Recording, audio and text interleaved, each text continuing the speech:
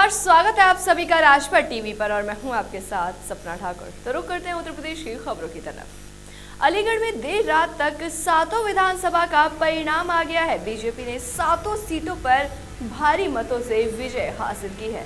Bharatiya Janata party के अतरौली प्रत्याशी और पूर्व मुख्यमंत्री स्वर्गीय कल्याण सिंह के प्रपौत्र संदीप सिंह समेत सभी 7 भाजपा प्रत्याशियों ने समाजवादी पार्टी और आरएलडी गठबंधन को हराते हुए अपने नाम की है। इस मौके पर संदीप सिंह ने सभी का धन्यवाद प्रकट करते हुए बताया कि जनता ने एक बार फिर से सेवा का मौका दिया है। आगे उन्होंने कहा कि अब तक जो भी कार्य होते आए हैं वो सभी बाबूजी की इच्छा से हो रहे थे, आगे भी उनके बताए रास्ते पर चलते रहेंगे।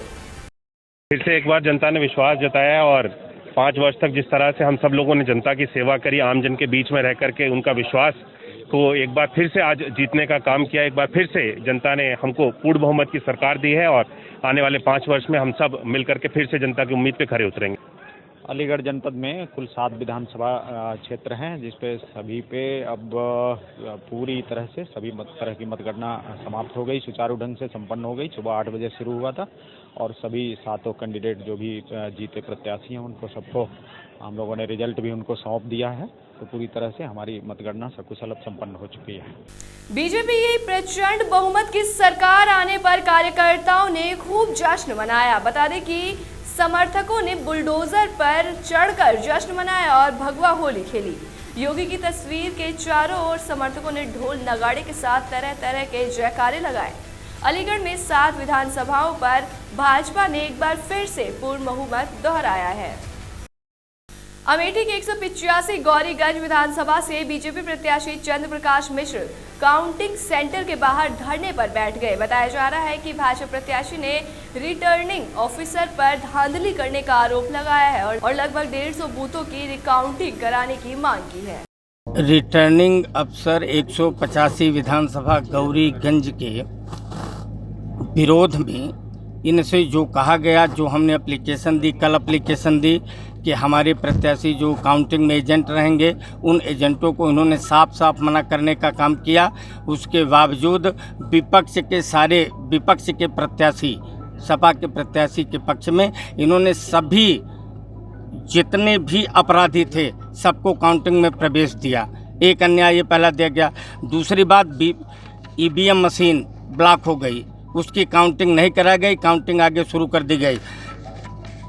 कम से कम 50 बूथ ऐसे हैं, 100 बूथ ऐसे हैं जिनकी काउंटिंग रैंडमली करा दी गई, जिसमें मेरे एजेंट भी नहीं देख पाए हैं। जालौन में गुरुवार को जिले की 3 विधानसभा सीटों की मतगणना कड़ी सुरक्षा व्यवस्था के बीच संपन्न की गई, जिसमें बीजेपी को 2 जबकि सपा को 1 सीट पर जीत हासिल हुई है। विजय हुए तीनों प्रत्याशियों को जिला निर्वाचन अधिकारी प्रियंका निरंजन ने देर रात प्रमाण पत्र दिया और वहीं विजय प्रत्याशी के समर्थकों ने उन्हें माला पहनाकर खुशी का इजहार किया।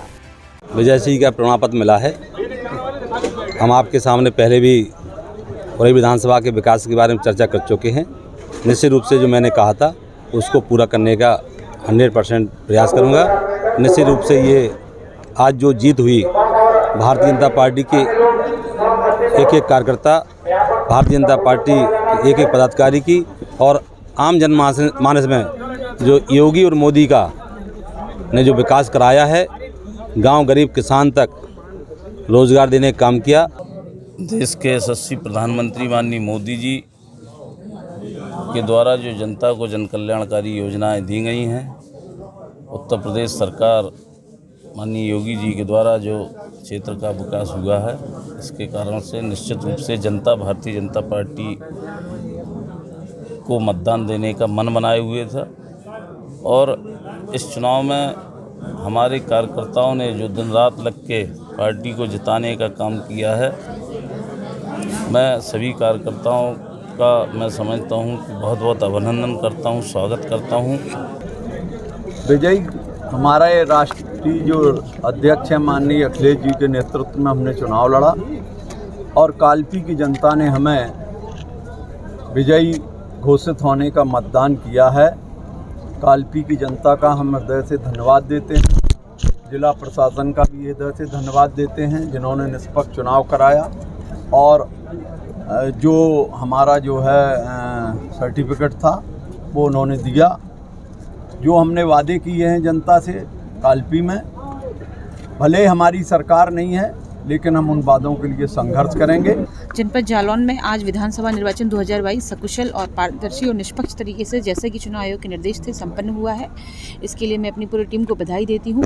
जनपद जालौन में 219 माधोगढ़ से श्री मूलचंद निरंजन भारतीय जनता पार्टी से, 220 कालपी से श्री विनय चतुर्वेदी समाजवादी पार्टी से और 221 उरई से श्री गौरीशंकर वर्मा भारतीय जनता पार्टी से विजयी हुए हैं।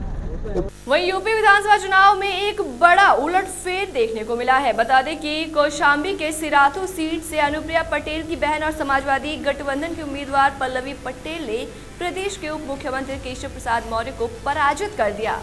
बता दें कि सपा की पल्लवी पटेल को 6,832 वोट से जीत मिली है। पल्लवी पटेल को 1,05,559 वोट मिले। वहीं बीजेपी के केशव प्रसाद मौर्य को 98,727 वोट मिले। यूपी में विधानसभा चुनाव के बाद मतगणना हुई, जिसमें मैनपुरी सदर सीट पर बीजेपी के पूर्व मंत्री जयवीर सिंह ने जीत हासिल की। वहीं जीत की खुशी में बीजेपी कार्यकर्ताओं ने बुलडोजर पर बैठकर जुलूस निकाला और कार्यकर्ताओं ने होली खेलकर खुशी का इजहार किया।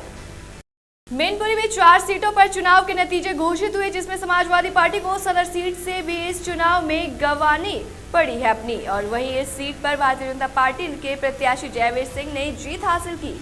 इन्होंने समाजवादी पार्टी के प्रत्याशी और पिछले 10 सालों से विधायक राजकुमार उर्फ राजू यादव को 7,000 से अधिक मतों से हराया। वहीं भोगांव विधानसभा की सीट पर बीजेपी ने दोबारा से जीत हासिल की है। यहाँ पर भाजपा प्रत्याशी रामनरेश अग्निहोत्री ने समाजवादी पार्टी के प्रत्याशी आलोक शाक्य को 3,873 वोटों से हराया। वहीं मैनपुरी की करहल और किशनी विधानसभा समाजवादी पार्टी के खेमे में चली गई।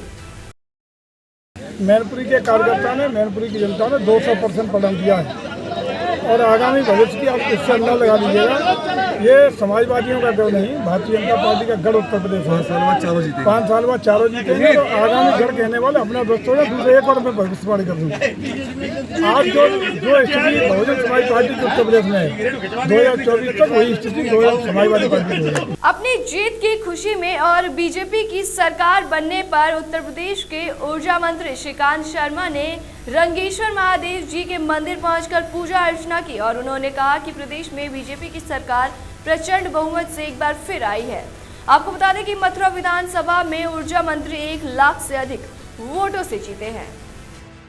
मेरठ में 7 विधानसभा सीटों पर परिणाम घोषित कर दिए गए हैं। सिवाल खास सीट से रालोद प्रत्याशी गुलाम मोहम्मद ने बीजेपी पार्टी के मनिंदर पाल को 9,371 वोटों से हराया। तो वहीं सरधना विधानसभा में सपा पार्टी के अतुल प्रधान ने बीजेपी पार्टी के प्रत्याशी संगीत सोम को 18,160 वोटों से हराया।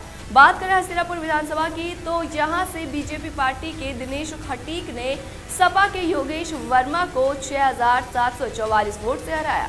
किठौर विधानसभा में सपा के शाहिद मंजूर ने बीजेपी पार्टी के सत्यवीर त्यागी को 2,388 वोटों से हराया। मेरठ कैंट विधानसभा सीट से बीजेपी के अमित अग्रवाल ने रालोद के प्रत्याशी मनीषा अहलावत को 1,17,526 वोटों से हराया और मेरठ शहर की विधानसभा सीट पर सपा के रफीक अंसारी ने बीजेपी के कमल दत्त शर्मा को 26,282 वोटों से हराया। तो वहीं दक्षिण विधानसभा सीट पर बीजेपी से डॉक्टर सोमेंद्र तोमर ने सपा के आदिल चौधरी को 7,653 वोटों से हराया।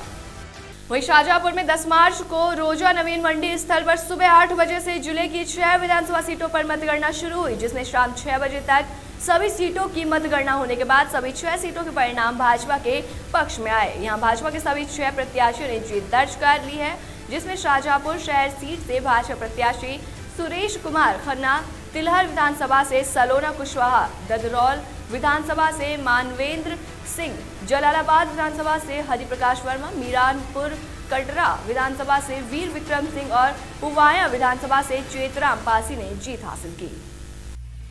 ऐसे ही तमाम बड़ी खबरों के लिए देखते रहिए राजपट टीवी, सबसे पहले भारत। अब आप अपने पसंदीदा चैनल राजपट टीवी को देख सकते हैं पसंदीदा OTT प्लेटफॉर्म पर।